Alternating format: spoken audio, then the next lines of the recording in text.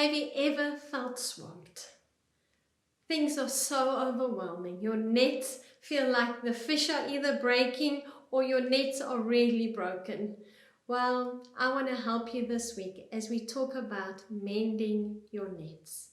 Where life feels it's overwhelming you, maybe your to-do list is just way too long, we're going to have a look at how we can manage that with the help of the Word and with Jesus. My scripture comes from Matthew 4, verse 21 to 22. It says, "Going on from there, he saw two other brothers, James, the son of Zebedee, and John, his brother, in the boat with Zebedee, their father, mending their nets. And he called them. Immediately they left the boat and their father and followed him."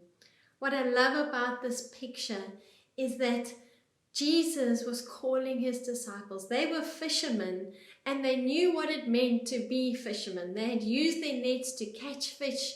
But so often when we're busy with people, we're busy with life, we forget that we need to take time to mend their nets.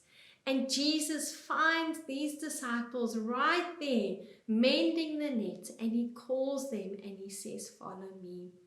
I want you to know that today and this week we're going to see how we can mend our nets, allow Jesus to come into our situations, to hear him calling us, and choose to follow him in a way that our nets are mended. You know, another example of where the disciples were literally being swamped by the storm is found in Luke chapter 8. A squall came down on the lake so that the boat was being swamped and they were in great danger. We know the end of the story. Jesus gets out of his sleep and he rebukes the storm and the wind and the waves, and there is peace.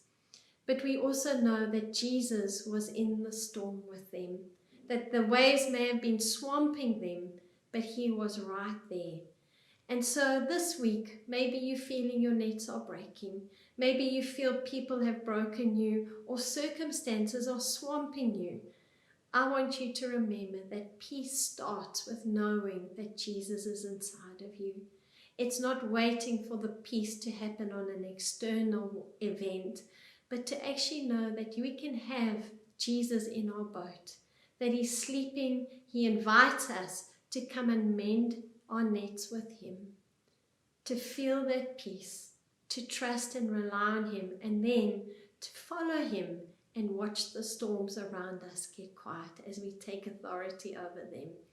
So this week, let's mend our nets. Let's find the peace in our storms, that we don't feel swamped, we don't feel overwhelmed, and let's do this together. Always remember, you are highly favored and deeply loved.